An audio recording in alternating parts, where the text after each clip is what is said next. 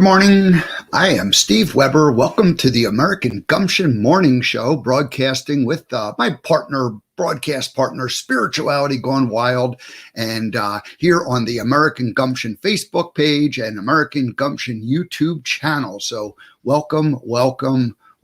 All righty, brand new week, and hey, it's a Monday, and I'm broadcasting. I've got a little out of, the last couple of months, I've been, it's kind of been more like an exception when I broadcast on a Monday, but doing a show today and have guests lined up today, tomorrow, Wednesday, Thursday, Friday. So we got 5 shows lined up, and I'm pretty excited about it. And I'm doing something that other than my drive across America, I've never done before. And I'm going to do a live remote tomorrow. So I won't be in the studio. I'll be on location. And so maybe that's something we're going to start introducing from here on in, maybe 1 show a week, or maybe even 2 shows a week, start doing some live remote. So that's going to happen. So let me tell you about, what is happening this week and who I'm going to see. So first of all, today, Joan Hangarter is going to join us. Joan of Angels, she's coming back. Joan's been a guest here a couple of times, and she's had her own little mini segment a couple of times. And so, but we haven't heard from Joan in a couple of months. Although I did see Joan when I was out on my drive across America. I went to her Desert Angels. I'm not sure what you call it. Her Desert Angel artist camp. So anyway, that's happening, or that happened, and we'll talk a little bit about that. But Joan's going to come up and join us at the bottom of the hour. And I'm going to do a monologue called Bold Choices Made, because Joan and I are going to talk about being bold. She gave me some coaching advice not so long ago, encouraging me to be bold. And so we'll talk about that. But my Bold Choices Made is a kind of a listing or an outline of some bold choices that I've made in my life. And so that's going to come up. So I'll be doing that, and that'll take probably about 20 minutes, and then we'll have Joan join us at the bottom of the hour. All righty. Now on Tuesday, tomorrow, I mentioned I'm going to do a live remote. I'm going to go to the warehouse of P2 Probiotics. Heather and I, we met back in the fall. She was a guest here twice on the show. We talked about the probiotic cleaning for your kitchen countertops and places like that, but also for for yourself, for your body. And so how probiotic cleaners have they don't use chemicals. They use natural products to clean. And so this is like probably a good thing for us to all be doing,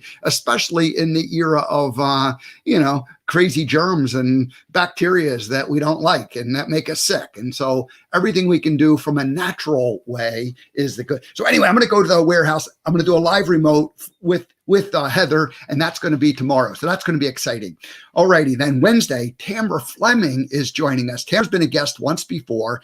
Tamara is a friend. Tamara has been a coach and mentor to me ever since she became my friend back in 2014. And we lived in Montana. We lived in Hamilton, Montana, the same town. And so anyway, she's going to join on Wednesday. So that's very exciting. And then on Thursday, someone brand new to the show, Gwen Peterson, will be joining us. And Gwen has a spiritual communities network. We just met a couple of weeks ago, and she has a whole network of people who kind of like the Spirituality Gone Wild group, but her own little group. And so we're going to meet Gwen Peterson, and she's going to tell us all about Spiritual Communities Network, and that's on Thursday. And then on Friday, Spirituality Gone Wild's very own Victoria Reynolds joins me again. It'll be her 3rd visit, although actually she visited a couple times when I was out in California, because I was visiting her and stayed with her in Redondo Beach. And so I was on her show once, and she was on my show twice. And then 2 times I interviewed her on this broadcast. But we're going to bring Victoria back on Friday. So it's a fun week coming up. All righty, that's it. So now let me go ahead and shift gears. Let me get into my monologue. And the monologue is called Bold Choices Made. I'm going to do a screen share. I got a little presentation that's going to help me kind of just go through the whole thing. And this should be kind of fun. It'll go fairly quick through my whole entire lifetime, listing some bold choices that I've made. Let's see. I'm going to put myself in the bigger spot. There we go, because that's big enough there. I don't need that monologue there, or I don't need that listing anymore. Alrighty. So yeah, this is like and this is inspired by what Joan and I are going to talk about. We're going to talk about being bold. And what happened was we were on a call, a group call. And Joan just, I don't know why I know why, because the angels came down and tapped her on the shoulder and told her to say it. I'm sure that's what it was, but I'll let her answer that. But she said, be bold, be bold. And I even wrote it down and have a little note here that says, be bold, be bold. You can see that. And I was, we're proud people. We don't want to be told to be bolder than we're being. But anyway, that was great advice. And I needed to hear that exactly at that time. So that's what we're going to talk about. So anyway, what I want to do for my monologue, though, is I'm just going to go through a timeline of things that I did in my life that I look back on now and I go, oh my gosh, that was kind of bold of me to do that. The first one I'm listing is, I'm sure there was a lot of bold things I did as a kid. In fact, I caused a lot of trouble for my mother. I was extremely bold and exuberant as a young boy. And but we're not going to get into any of that at this moment. So at age 11, I wanted to have a paper out, and I remember having to beg and plead, and you had to be 12 unless your parents signed off on it. Well, I guess you had to be 12, or you had to, your parents had to sign off on stuff anyway. Or at least my parents, that was the part of the protocols we signed. Anyway, I had to beg and plead to get a paper out. And I remember, being told, we predict you're not going to like it in 1 month or 2 months and you're going to want to quit. And I ended up keeping it for 5 years, probably just to prove that I didn't want to quit, but actually I liked it and it was good for me. And so I did it for 5 years, but that was a bold move because I had to fight for that in terms of convincing my parents. This was a weird one. And there's two weird ones coming up. I was encouraged to get braces on my teeth. My parents wanted to get braces on my teeth. And I said, I'm not doing it. I'll run away from home. And they're like, well, we don't want you to run away from home. And so you don't have to get your braces on your teeth. Now, I reversed this decision as a young adult. So I'm only listing this as like a decision that I made, because it was a choice and a decision. And I remember when my parents said, okay, well, we're not going to force you. We don't want you to run away from home. I was a little surprised. And I maybe really thought I was going to get braces on my teeth, but I didn't. And, but I'll get to that in a minute here. All right. And then in high school, right before my senior year, I was in the band for a couple of years, and I was coming to be a senior year, and the band director was replaced. The longtime band director, the guy who was in charge of the marching band, was replaced by a new band director. And I remember going into the new band director's office and saying, hey, I want to be the drum major. And that was pretty bold of me. And I ended up getting the job. I was the drum major my senior year in high school. So that was something that I did that was bold. Along the same lines, I decided to go forego the same line of the braces. I decided to forego college. Everybody's like, you got to go to college. You got to go to college. And I ended up going and working with my father for 4 years right out of high school. And so I did not go to college. And so the braces thing and the college thing kind of within the family gave me a reputation of doing things the hard way or not doing things the easy way, because I had to make my own choices that way. In 1980, I'd been working a couple years, and I ended up saving some money and had a van, bought a van and customized it to kind of be like a camper. And I took a cross-country trip. I took the summer off, and that was a pretty bold thing to do. And I remember my father saying, who I was working for at the time, saying, well, you're not going to get paid, you're not going to have that money. And I'm like, you know what? I got the money saved up. I want to go take this trip. And that didn't make sense to him at the time, because it was just not the kind of thing that you did, or it wasn't the kind of thing that he did in his generation. But I wanted to go see all the national parks. And so from Memorial Day to Labor Day, my cousin and another friend the three of us traveled and we went to all the national parks across the country in 1980. So that was a pretty bold thing to do. And then when I got back, I said, I got to go to school because I had been exposed to a lot more in that trip driving around the country. So that fall I went, oh my God, I got to go back to school. And maybe I'd been thinking about it beforehand, but I had been working for 4 years after high school. And I went, I better go back and get some more education. Otherwise I'm not going to have as many options in the future. The next winter, spring, I ended up going to California for a temporary job with the company I had been working for, with the company that my father was working for. And they sent me to California for what was going to be a 6-month stay, a 6-month job. And I was all excited because I had been the summer before, I had been gone for 3 months, and and I was just ready to go see the world. I was 22 years old at the time. And anyway, I get to California and I went a couple weeks early so that I could take a semester of college out there in California. And so I was there for a couple of weeks, and then the job was to begin. And the weekend before the job began, my father called me and he said, hey, we just heard the job's canceled, but go show up on Monday like you were supposed to, but just be warned that the job's not going to go. And so they said, okay, you're going to pay you for 2 weeks work here, but, shut the place down. The job's on temporary or permanent. It was basically a contract job that got canceled.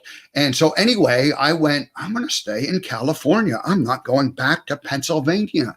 So that was a pretty bold thing for me to do at that particular time. The very first job I got in California after I went, oh my gosh, I got to get a new job, was very, very similar to the job I had been doing with my father in a welding shop, metal fabrication. And I actually knew I went and found this job and they hired me, and I went and I showed up one day and I just went, you know what? I just did this for 4 years, and boy, I was looking to do something new and something different. So I went the next day and I quit, and I never went back. And, that was that. And they were like ready to give me more money because I actually knew what I was doing in terms of the job. And they said, well, it's a money thing, isn't it? I said, no, I got to go just do something different. So that was a bold thing. And then I ended up, working there, and I ended up getting braces and paying for them myself. And that was the part of the thing where I said I wasn't going to get braces, but, my teeth were all crooked. And, subconsciously you're like, hey, if I'm going to be out in the world, people get their teeth straightened. It's not a big deal. So then there was a 5-year lull, and this is the first of them. Because I was thinking about it as I put this list together, like a feeling like, there was like a period where I didn't really make any bold decisions. I was just working. I was going to school. I was having fun. And, and so there was no real bold decisions made for, and there was a whole bunch of bold decisions that had made right before that. And I kind of concluded that, you make a lot of bold decisions and then you kind of have to go through a lull period to catch up with them. After working for the company that I ended up working with the first 6 years when I was in California, I remember I had the sales rep for this company that we did business with, and I had him in my office, and I was like, I was saying, hey, dude, your company's not very good. You guys aren't, we're buying a lot of product from you, and you guys aren't, you're just like, you don't have your act together. You're not organized. And he said, all right, well, here's the truth of the matter. We've got more business than we can handle. We're looking for people to join us, and, we need additional salespeople. And I was like, really? And I ended up closing the door, and I said, tell me more about this sales position job. And so anyway, I ended up getting hired and worked for them for a couple of years. But I only worked for them for a couple of years. I got bored pretty quick, and I decided that I would join this startup. And this was like kind of like the paperboy route thing where I went, you guys got to hire me. You got to join me. And they did. And 2 weeks later, they let me go. And, it just was not the right thing for them, for me, and I ended up kind of having to go back and pick up my career where it had been prior to me taking this. But that was a bold thing that I did. A couple of years later, I went and joined a custom clothier as commissioned only sales. I was selling men's clothing, suits, custom made to order, they called it. So it's kind of like being a tailor, except that I was just a sales guy, selling the product, and then it was made somewhere else, and then you delivered it, and so anyways, custom shirts, and that kind of business was on its way out, in the sense that, I mean, it's still around. People still buy suits and nice clothing, but casual is obviously the way things went. But after I joined that company, I was there for about 5 years, and it was basically like a startup mode. I was in survival. The one thing I did do is I completed school after 13 years, part-time in the evening, got a bachelor's degree from San Jose State. So, I was consistent in what I was doing, but I was like, doing these different crazy things. So I sold the clothing business, what little bit I had with it, I was managed to sell it. And that gave me a little bit of a breather in terms of, now what do I do next? And ultimately, about a year later, I became Gump. And, that was a pretty bold decision to pick up the phone and go, hey, I look just like Forrest Gump, and I want to, you guys got to meet me. And I convinced them to let me come down and interview, and the rest is history. I worked for him for 15 years. So, and really right after it was like a lot of fun stuff that was happening. So I'm calling this a 4-year lull, and yet it was like probably like the most fun time of my life in some ways, because I was doing all these things, but I was really becoming Gump. I had to learn how to be the character. And then I was being Gump. Once I learned how to once I learned what the role was really like, then I was just being the character, like weekend after weekend after weekend. And I can look back on it now, and I subordinated Steve in the sense that, I had to kind of squash my ego in order to properly be the character. And so anyway, that was like there was about a 4-year period where I was just having fun with it and just focused on all of those, and, getting really good at being the character. I ended up buying a second house and remodeling it, moving, renting out the first house. That was like the way that became the activity to keep me busy during the week when I was working on the weekends, being Gump and doing their thing. But I needed like a project to kind of keep me busy, because I had a full-time salary with a part-time job, and I needed something else to do. And then I started doing overseas adventures. I went to Europe a couple of times. I went to South America, and I was doing these things to kind of entertain me and keep myself fresh in a way. And one of the trips I ended up canceling at the last minute. I was going to Austria and to Vienna and Budapest I was planning to go to, and I canceled the trip at the last minute. I went to Montana instead. Spirit angels came down and tapped me on the shoulder and said, hey, go to Montana and find a place to live. The backstory is, for years I had been,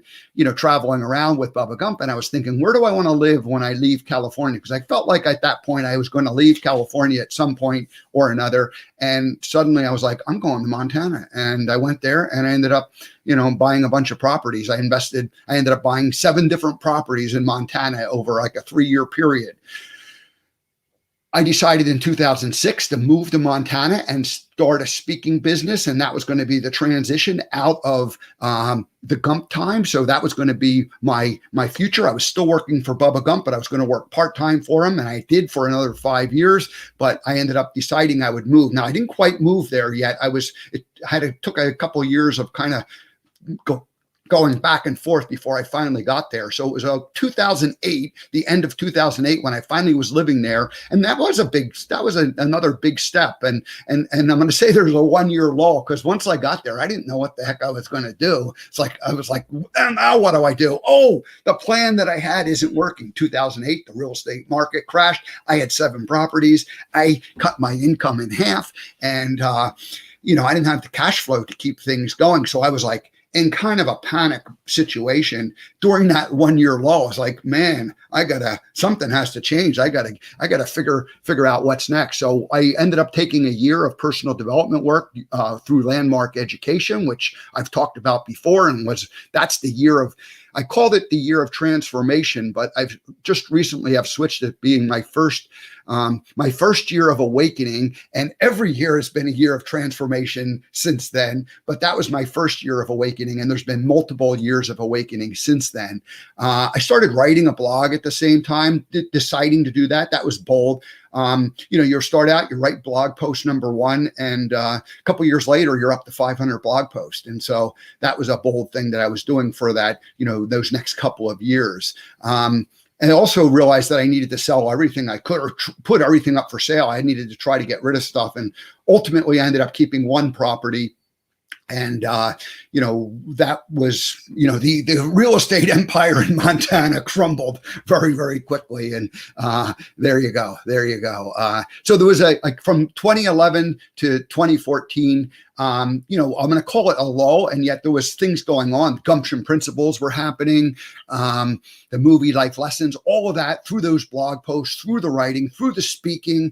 And, one of the things I talked to you about, I decided to be a speaker. Well, there was a point in time when I realized, oh my gosh, I don't have a message. I'm an entertainer. I've got great stories and, I can make people laugh, but I don't have any kind of a message with it. So that's where the Gumption principles and the movie life lessons and how to actually stand up in front of a group and talk to them and, deliver something that's actually meaningful to them, that took place, all of that. And it simultaneously, and maybe more importantly, the personal evolution of my own beliefs. I ended up getting rid of all of those beliefs at that time or not getting rid of all of them, but I went back and had to re-examine all of the beliefs from childhood and go, do I want to keep this? Do I want to continue do I really believe this? Do I keep believing it? What do I do going forward? So all of that got excavated. I've talked about that.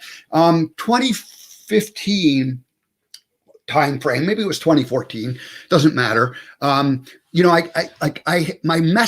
speaking message was solidified in the sense that I was able to now confidently stand up in front of a group and deliver something about the Gumption principles and the movie life lessons that meant something to people's lives, as opposed to, but I realized I didn't want to just be a speaker. I wanted to be what I called the conference host. So I liked interacting with people because I sat on the bench and talked to everybody for years.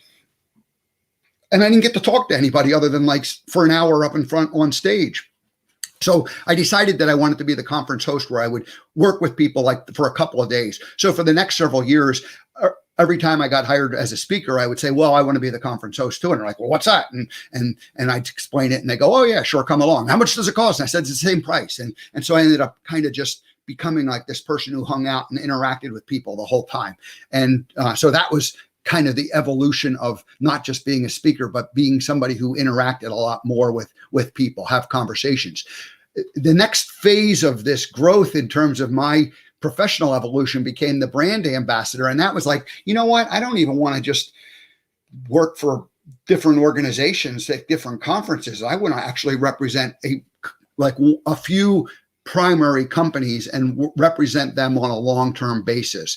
And that became what I called brand ambassador. Really what I ended up doing for Bubba Gump all those years, but not, not just a single company, maybe a couple of them. And that is still being put in place. And I believe that I'm going to end up with a couple of those companies, but that's just sort of again, a bold decision that you make along the way in terms of it. So then there was a bit of a lull in 2016 and 17. And I was what do I do next? And I had been in this survival mode really the whole time when I was in Montana. And I just was this is getting old. This isn't really working.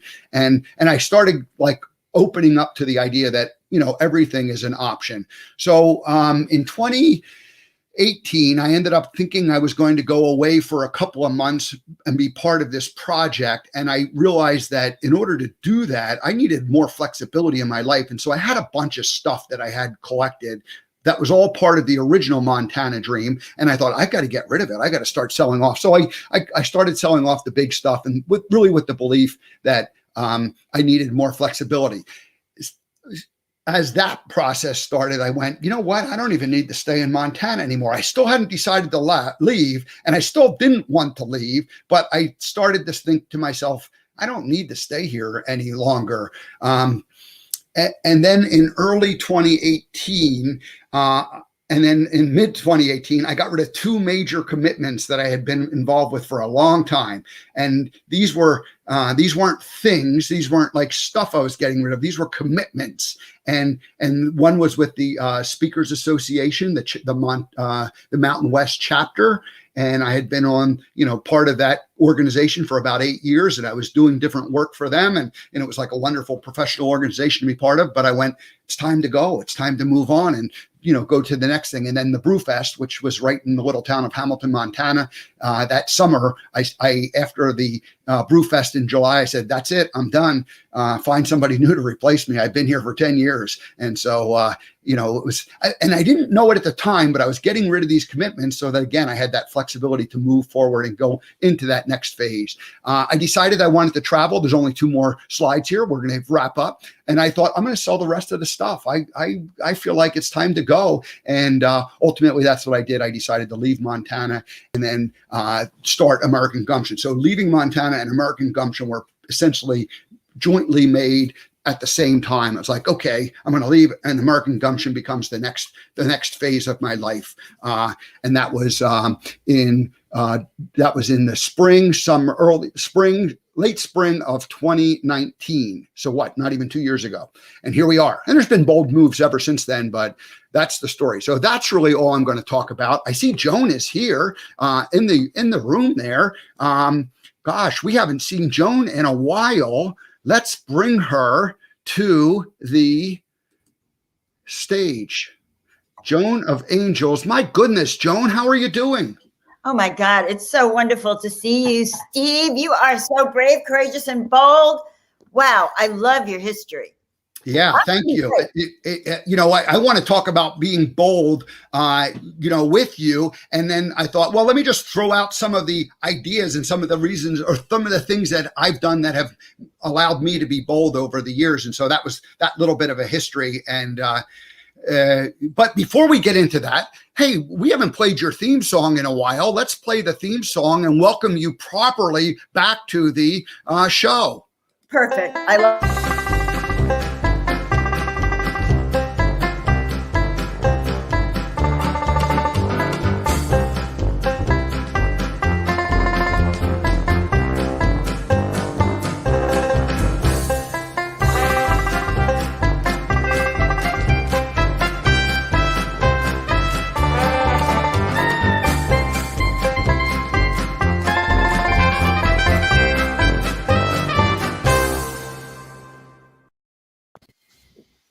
All righty. So let's see. Let's put you in the big screen. There we love that song.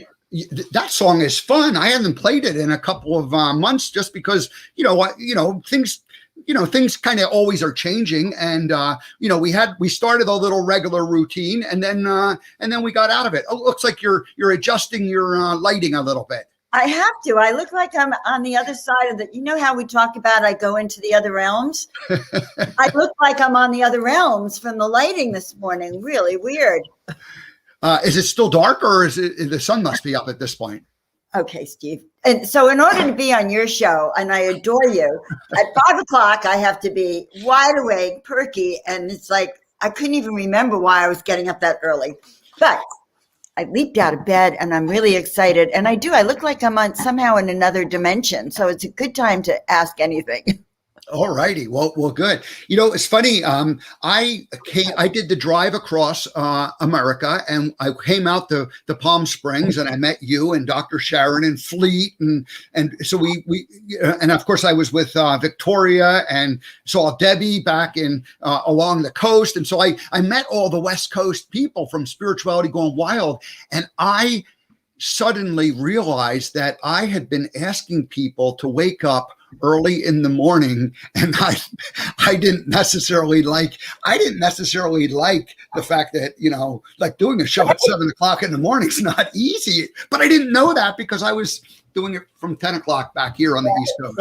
Right. No, it's true. So I think I will say that there was one time that I set my alarm and I looked at it, and it was 5 a.m. I was supposed to be on your show. And it was like, I could not remember why in the world I was getting up at 5 that particular day. So here we are, guys. And good morning. Yeah, good morning. So we visited. I tried to do a little recording. I did do a little recording, and I was going to have it like going to play it today, but I didn't quite get my act together enough. So we're going to do that next time we bring you back. We'll still play that interview because we walked through your gallery and your studio where you do all your work, and it was fascinating. I was honored to be able to spend a little time with you.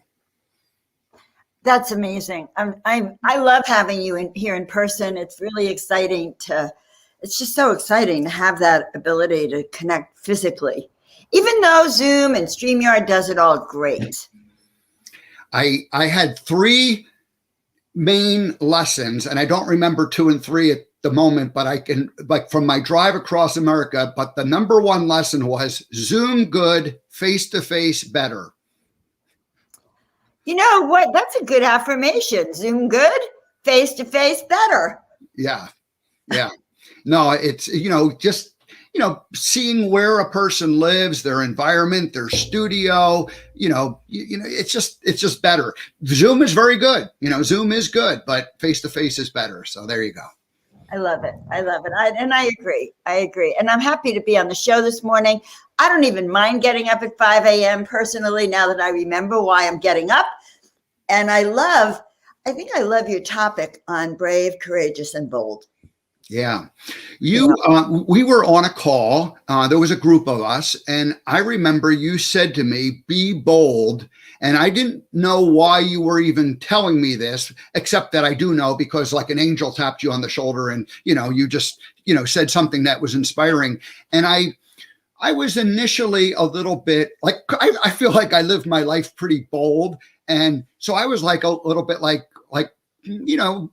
ego was holding me back, going, well, wait a minute, I'm already being bold. What do you mean be bold? And fortunately, I just, didn't say anything and just let it kind of simmer in. And I went, you know what? I do need to be bolder in what I'm doing. And I do, like, I've been doing American Gumption for, less than 2 years, and then the show for 8 months. And now it's time to take it to kind of make it a little bit into what it's going to ultimately be, because it starts out a certain way and you lay a foundation down, but then you move into the next phase of it. And so the trip and the drive across America was part of that, kind of like awakening, but being bold was part of that message. And so anyway, I just wanted to say thank you for that. Initially, I wasn't thanking you for saying that to me, but I now know that, it was all done for the right reason. And so it's time for all of us to be bold. It's time for all of us in life to be bold because everything is changing. Absolutely. And if anything's taught us through the last year, it's that we still are responsible for navigating. We are navigating on a destination, and, be bold is really good. I am reaching everyone from the other side. Do I look foggy over there? Like I am definitely in another consciousness.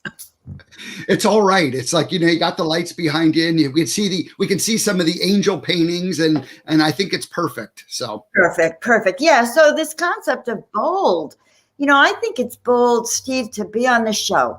Okay. I think it's bold to really live our purpose and our mission. I think you're bold. That you knew you looked like Forrest Gump and you created a career out of nothing. Okay. Just something, and then we all do that. That's a lot. Yeah. So how do we, reach down inside and, what gives us the courage to, to raise our hand and either volunteer or to step forward or to, make that phone call or to, decide you don't want to no longer be part of a group that you've been part of for 10 years. What's been your experience? You've reinvented yourself many times. How does a person do that? Well, I'm a Pisces, that helps, but changeable, upstream, downstream. But, in general, I have to say this, every time I make a shift, every time I come out with a new program, I have 2 sides of me. I have that voice within that says, go, Joan, go. You can do this. I have this other voice that comes in and says, yeah, right. Prove it to me. Go back in the closet. Because, I used to hide in the closet. That was my safe place. And so it's a game. It's a game. Part of me might go back and, like which side is winning. But what I have found is that when I go back in and I look at what my mission and purpose is, it's like my navigation. It's like my GPS, my destination, soul satisfied, spirit-based, aligned body, all those things that are my personal destination can actually get me out of bed at 5 a.m. to hop on your show. That's how I become bold. I think of the alternative, like, oh my God, I could stay in this closet forever. And I'm creating a new show and everything, and I've been struggling with bold. So. In fact, it was funny you say that, because I heard the interview you did with Victoria on her show. She is going to be on your show tonight, correct? Yes. So we love Victoria. She has allowed me to become more bold, just because of the boldness that she is taking in her life. But I heard the interview and I realized that sometimes we say something that sounds like advice for someone else, but more often than not, it's like advice for ourselves. This is like becoming more and more clear to me, as I talk to people and, coach and mentor, it's like, usually I'm teaching what I need to just do in my own life. Right. And Spirit sends us the exact people we need to teach ourselves our lessons. It's great. It's a wonderful system. And what's funny is oftentimes they don't even hear what we're saying. It's like we just say it thinking it's helpful for them, and yet sometimes they'll hear it, but sometimes they won't even remember it. But it makes it a big impact on us. At least that's been my experience. Mine too. But I was a doctor of chiropractic. I still am. I have a master's in counseling. I'm an oracle.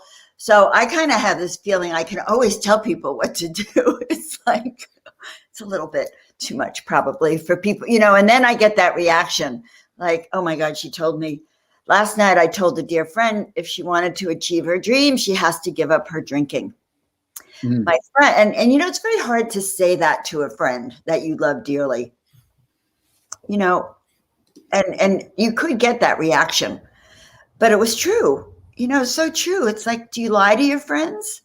Or do you really want to, and look, you are being bold. You are so bold, Steve. If I was to rate you, by the way, on a scale of 1 to 10 on boldness, you would get a 10 plus. So there you have it. Well, yeah, I didn't even mention the bold decision I made to quit drinking myself about 4 years ago.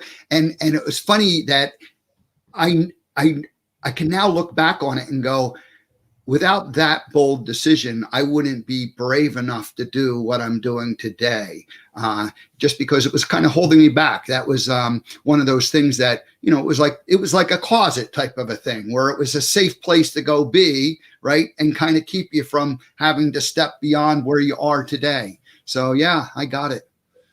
But I wasn't. You could have told me that, and I don't know that I would have been ready to hear it until I, was ready to hear it. Right. Well, can I tell you about my bold new show? Absolutely. Yes. Let's talk about what's going to happen. Yeah. All my courage, Steve. I like doing this show on my couch. I can be more relaxed. So probably what I haven't told all of you is that years ago, I started channeling angels. That's how I got the name Joan of Angels. And about 3 years ago, I started channeling the spirit guide to cannabis, okay, which was quite unusual. Here I was 68 or 69. I'm now painting cannabis art and talking to cannabis plants that are like really crazy. And, it's quite not totally acceptable, but it is here. I live here in California. Medical marijuana, it's just huge now. And it's a tainted thing. People see the miracle of it, but it's a little tainted. So I started wondering why I'm painting all the cannabis art, and I started going to industry meetings because Desert Hot Springs, also Desert Hot Springs, where I live, is now being referred to by the LA Times as Desert Hot Springs. So I thought I better go to the industry meetings and find out what's going on in the field. I don't know what I'm doing here. So I started taking classes on cannabis, meeting other people, Cannabis 101, how to use it medically, because I actually discovered that it's both spiritual and medical. It can heal your body and heal your soul. So I started doing a lot of kind of diving in, and I received guidance 2.5 years ago to start this group called 420 Spiritual Living, 420 standing for cannabis. They didn't tell me what to do with the group. More, my guides said, just do it. So I got the web domain, I was a Facebook group, 420 Spiritual Living. Really didn't do anything with it until about 3 months ago. I started to get messages to do a show, a 420 show.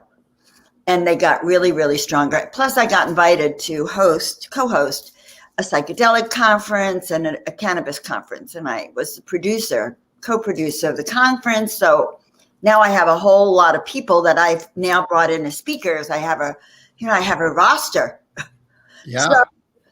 So the vision started coming, but I was involved in another project, which I really had to sort of bring myself out of to give me this full time.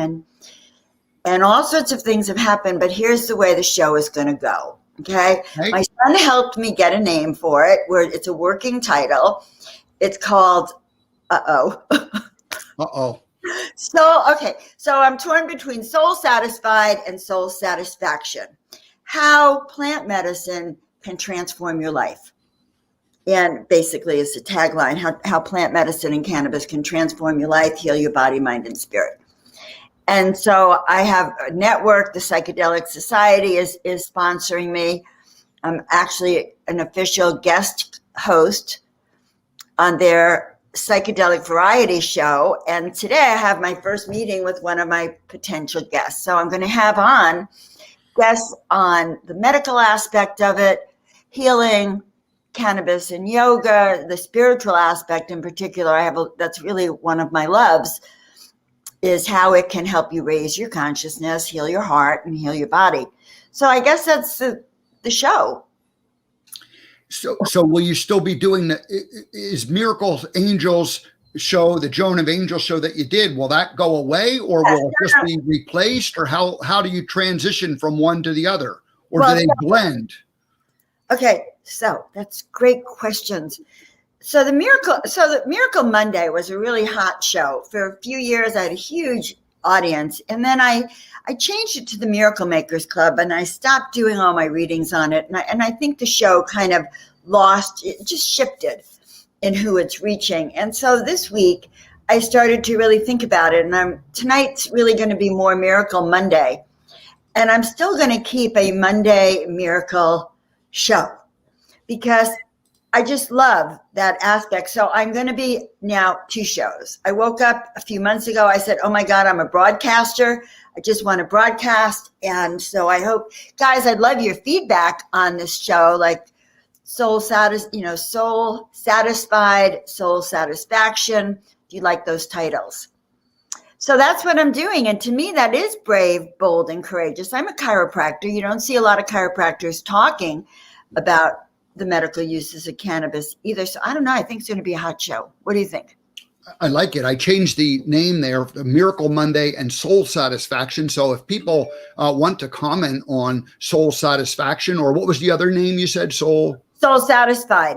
And so I'll have 2 shows. That's what I'm trying to say. I'm going to have 2 shows. The show, the Soul Satisfaction, is really going to be interviews, other people, all of the different ways that our soul can be in bliss, health, wealth, and happiness, all combined, and how plants can help us bring that into our awareness. And it's not just plants. Of course, it's a lifestyle show.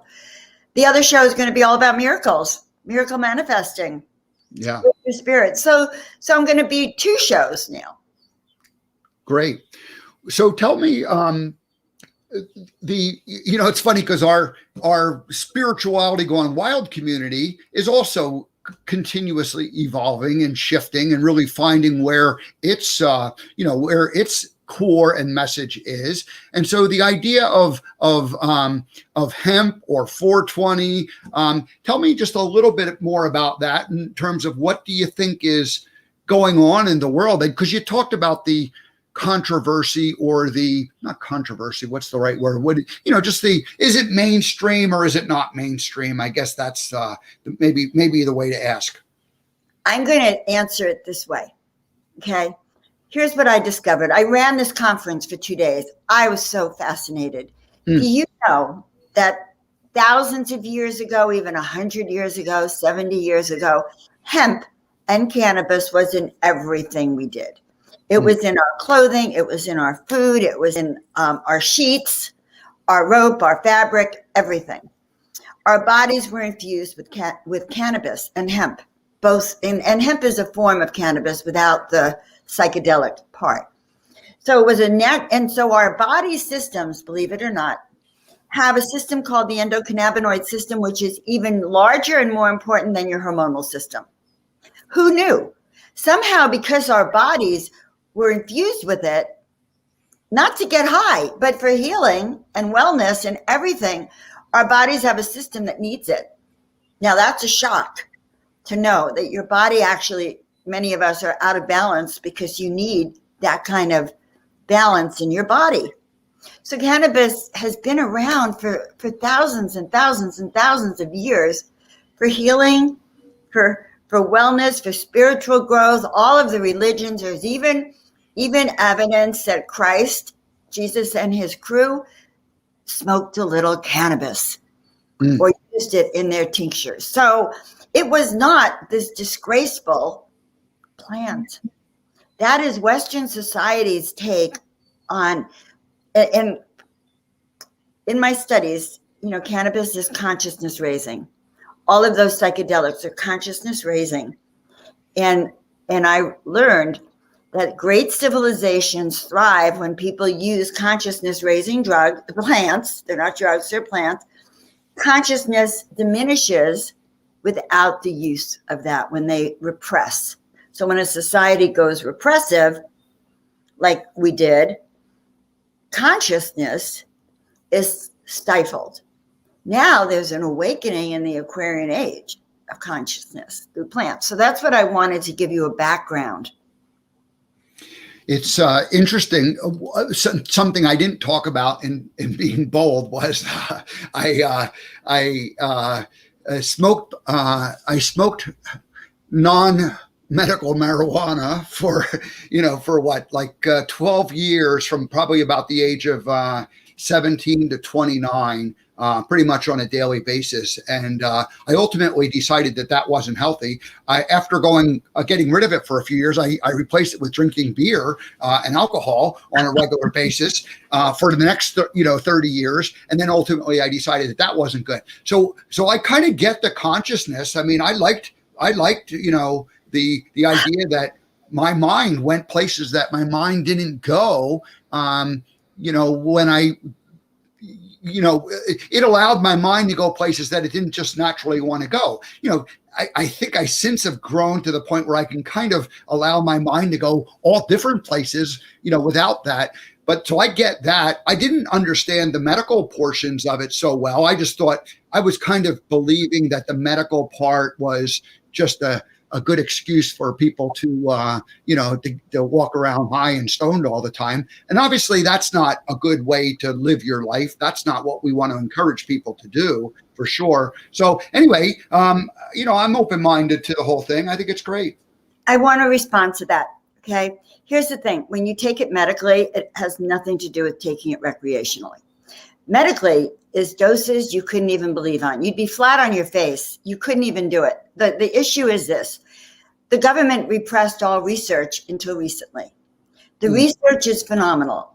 Epilepsy, seizures in young kids, but or even post-traumatic stress syndrome, our soldiers. There's so many ways to take it that, number one, don't get you high, but medically involves a whole different set of conditions. And it's intake, like not going around smoking. You couldn't even function with what you need to take to really heal your body of diseases, okay, of cancers and of lung disease, all sorts of things that cannabis can heal. So these stories are true, but you can't just, have a diagnosis of cancer and say, oh yes, I'm going to smoke weed till I leave the plant. I mean, that's not the way it works. This is an intentional going, okay, I have these conditions. I no longer want to take pain pills, opiates, pharmaceuticals, because of all the reactions and side effects that they have.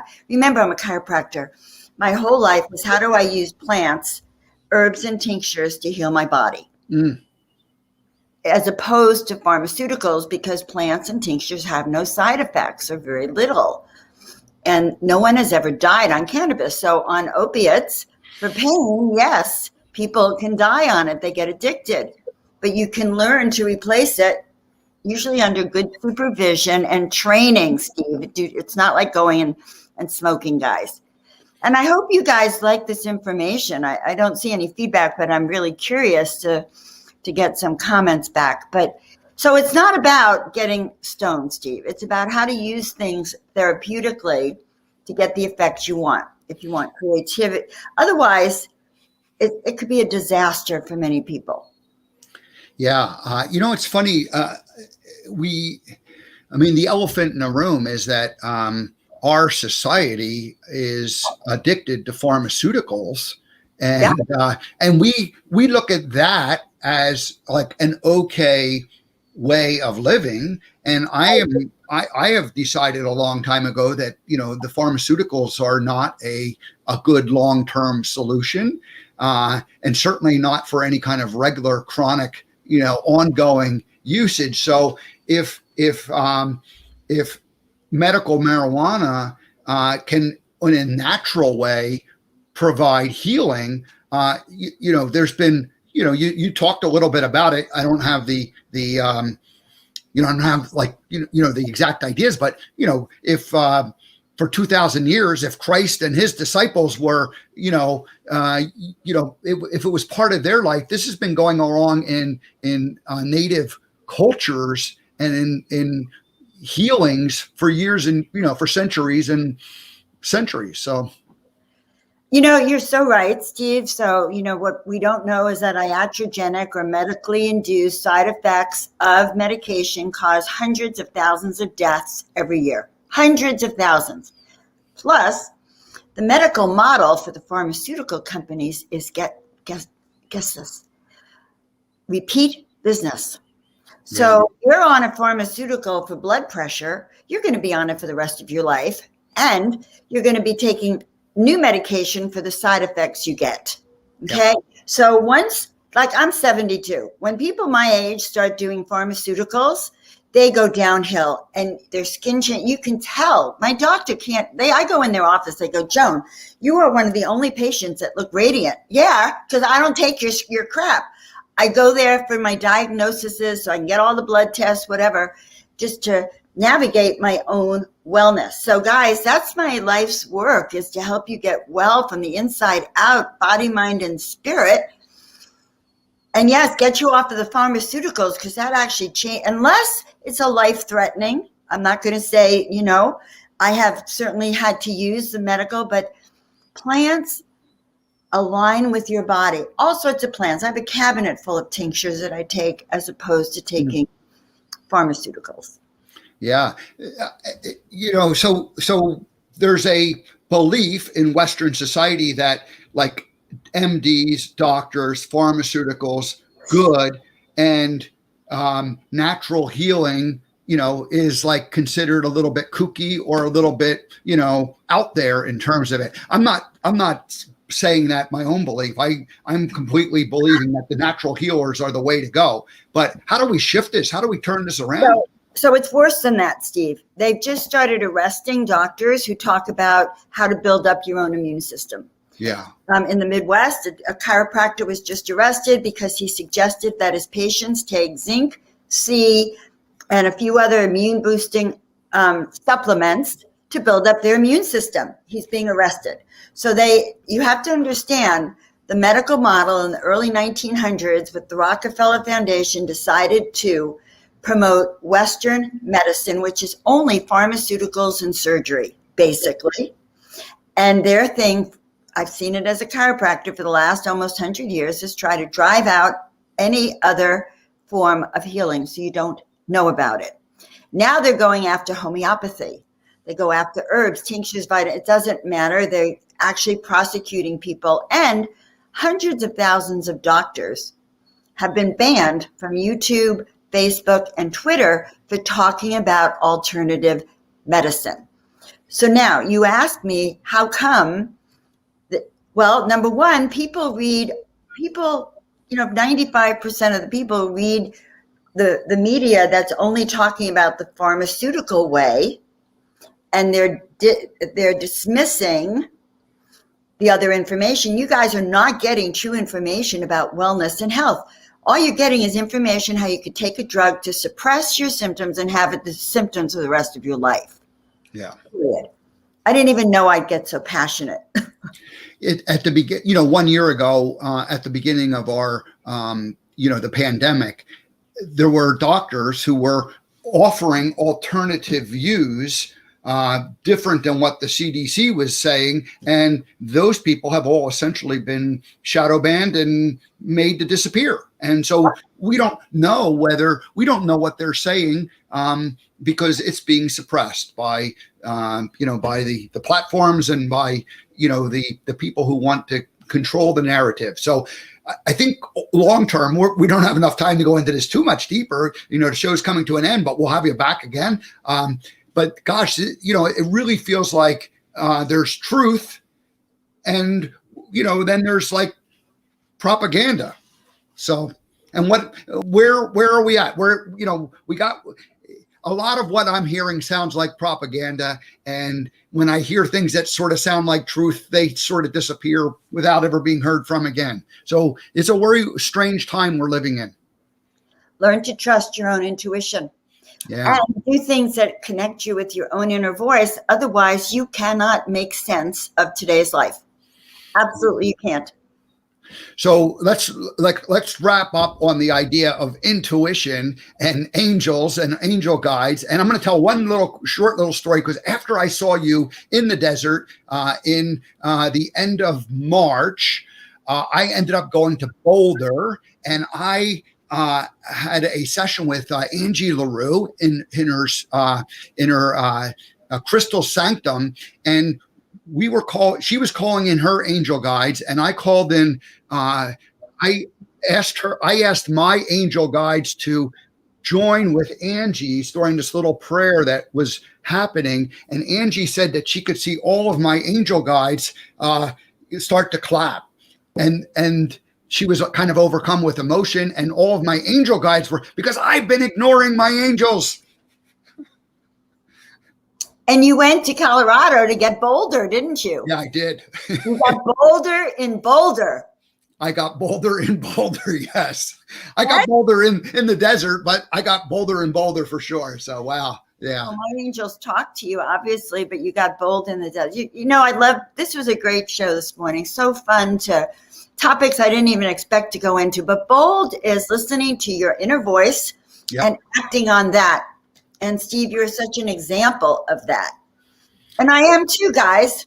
That's right. Well, I just want to say thank you, because like I said, a couple of weeks ago, we were in this group session, and you said, be bold. And I wrote it down, and I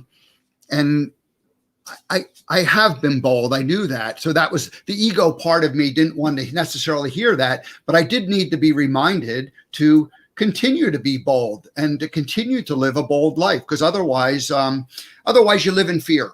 If you're not living boldly, you're living in fear. So you went bolder and bolder. I don't know why I told you that, but I love that. I love that you had that reaction. You still wrote it down. And now what are we talking about today? Boldness. Yeah. So thank you very much for that. And good luck with the show. Now tell us when the show is going to be on. So honestly, this week I'm in pre-recording, and I'm in like meditation on it. of how I'm going to release it professionally. I really want some help, some production help. If there's anyone out there want to do that with me, and probably mid-May. Okay. I'm going to be on. I'll host it on Spirituality Gone Wild. I'm going to host it on a new network that I'll tell you about later. Okay. That I think you might like too. And I'm going to also host it on the Psychedelic Variety Show. And what are you going to do tonight when Victoria Reynolds joins you? What are you and Victoria going to talk about? Well, talk about brave and courage. Courage is to really leave a life where you're repressed, where the truth is shadowed for you, and to stand up and live your truth. And to me, that is the miracle, when we stand up and live our truth. And I think Victoria, the painting, I pulled out a painting when I was on her show the other night, which I thought represented victory at the top there. Mm-hmm. And I think that's what we'll be talking about. How do you rise up? All righty. So let's see here. Let me just share a couple of comments that have come in. We have Patricia Blum saying great information. Thank you, Patricia. And let's see, Tina Marie. I'm on my break and catching some of the info, and I find it very interesting. Perfect. This is a nice long comment here. We are, by Patricia again, we are teaching by example. Joan's radiance at the allopathic practitioners' offices. Yes, how they see the truth. Power of example is a very subtle way to show what works for healing and longevity. Thank you, Patricia. Very good. And Patricia also adds that she appreciates your boldness. Thank you both. All right. Thank you, Patricia. So, and Tina Marie is, yes, the government wants you to live in fear. My goodness. Amen to that. So yeah, we're in a weird time that way. It's hard to believe that, we would be having to be concerned about what we say for fear that we will be repressed. This is not the way this country was founded. So we were losing our way. And we obviously, American Gumption is all about trying to make sure that we keep our way. So I'm in the process of reinventing my show too, because we got to focus on what's important going forward. So anyway, Joan, this was a lot of fun. Will you come back again? Oh my God, yes. I can't wait to come back. All righty. Well, we had planned that you would be kind of a regular guest, and then we lost a month or two, but that's okay. Everything, there's no perfect way to do this, but I love the fact that you joined us today and we caught up, and good luck. Have fun. I'll listen in because Victoria is one of my favorite people. And so I always learn from what she says. So 10 o'clock Eastern time, 7 p.m. Pacific time on Joan of Angels show tonight, the Miracle Mondays. I love you. All righty. Bye-bye. Well, there you go. Well, this was a bold show. Thank you so much, Joan of Angels, for joining us. Let me just tell you what's going to happen the rest of the week, because I have a fun week planned. Tomorrow, I'm going to do my first live remote from Pennsylvania. I did some live remotes when I was in California. But anyway, I'm going to go over to P2 Probiotics. Heather Holmes, who I've interviewed twice, she will be, I'm going to be broadcasting from the P2 Probiotics warehouse. And then Wednesday, Tamara Fleming joins us. Thursday, Gwen Peterson. And Friday, Victoria Reynolds, who is going to be on Joan's show tonight. So a fun week planned. Thank you so much. Thanks for commenting, everybody who joined us this morning. And we will see you tomorrow. That's not it. That's not even close.